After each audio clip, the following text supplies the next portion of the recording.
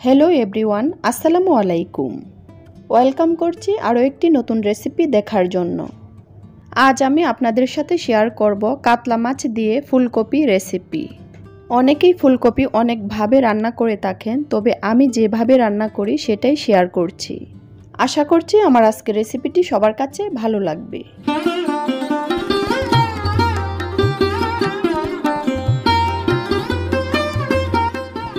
তাহলে চলুন রেসিপিটি শুরু করা যাক।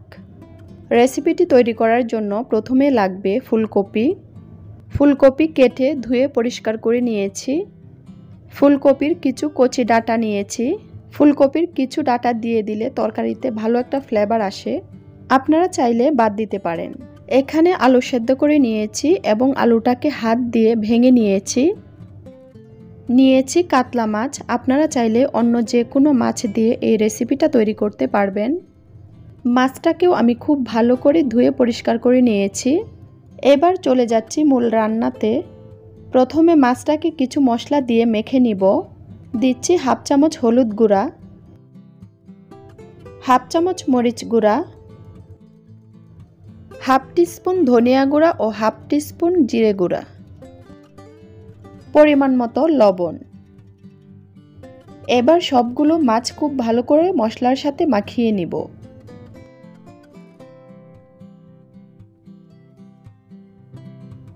মাছটা খুব ভালো করে মাখানো হয়ে গেছে। এবার আমি মাছটাকে ভেজে নিব। একটি প্যানে পরিমাণ মতো তেল দিয়ে দিচ্ছি।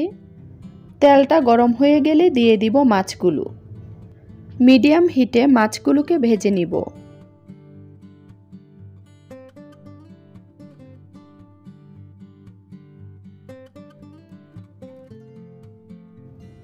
যখন মাছগুলো এক সাইড হয়ে যাবে তখন অপর সাইডে ভেজে নিব। যারা মাছ ভেজে তরকারি রান্না করতে পছন্দ করেন না, তারা কিন্তু মাছটাকে কষিয়ে সেমভাবে রান্না করতে পারবেন।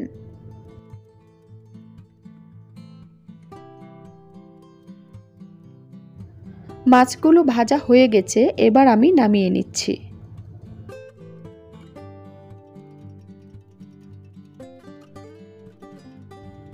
এদিকে একটি প্যানে পরিমাণ মতো পানি দিয়েছি।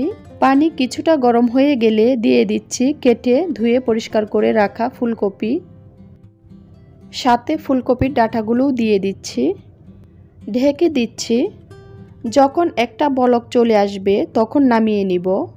ফুলকপিগুলো সময় নিয়ে সেদ্ধ করার কোনো প্রয়োজন নেই, শুধুমাত্র ভাপ দিয়ে নিচ্ছি যাতে কোনো পোকা থাকলে বের হয়ে আসে। এবার একটি প্যানে পরিমাণ মতো রান্নার তেল দিয়ে দিচ্ছি।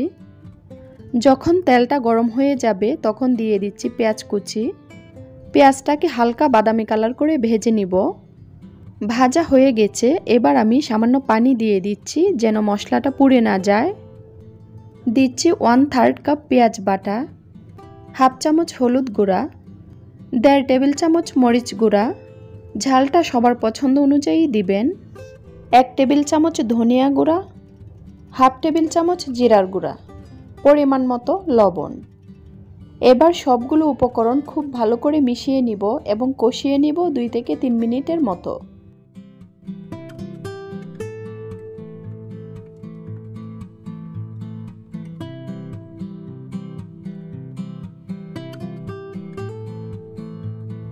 যখন মশলা থেকে তেলটা বের হয়ে আসবে তখন বুঝতে হবে যে মশলাটা খুব ভালো করে কষানো হয়ে গেছে। দিয়ে দিচ্ছি কাঁচামরিচ। কাঁচামরিচটা দিলে মশলা কষানোর সময় খুব ভালো একটা ফ্লেভার আসে। মশলাটা কষানো হয়ে গেছে, এবার দিয়ে দিচ্ছি সেদ্ধ করে রাখা আলু। আপনারা চাইলে আলুটাকে সেদ্ধ না করে কেটেও দিতে পারেন, তবে আলুটা এইভাবে সেদ্ধ করে দিলে তরকারির টেস্টটা অনেক বেশি ভালো আসবে। আলুটা মশলার সাথে খুব ভালো করে মেশানোর পর দিয়ে দিচ্ছি ফুলকপিগুলো। আবারও খুব ভালো করে মিশিয়ে নিব।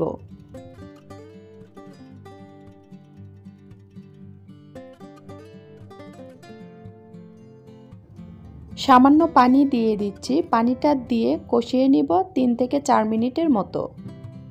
ফিরছি 3 থেকে 4 মিনিট পর।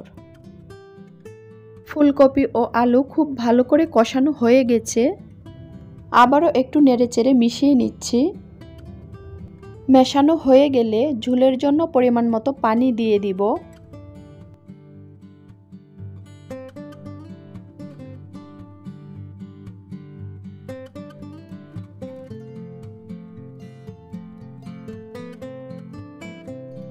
এবার আমি ভেজে রাখা মাছগুলো দিয়ে দিচ্ছি।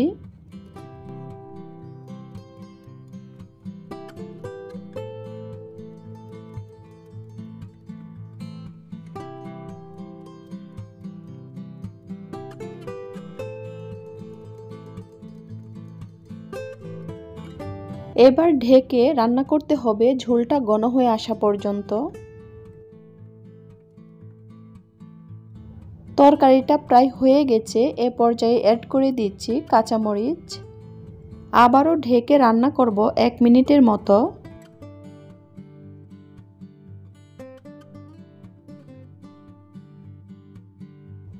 রান্নাটা হয়ে গেছে, এবার আমি নামিয়ে নিব।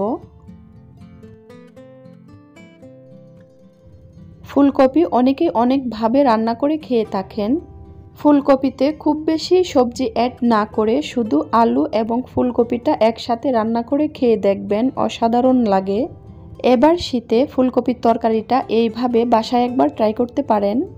আশা করছি আমার আজকের রেসিপিটি সবার কাছে ভালো লেগেছে।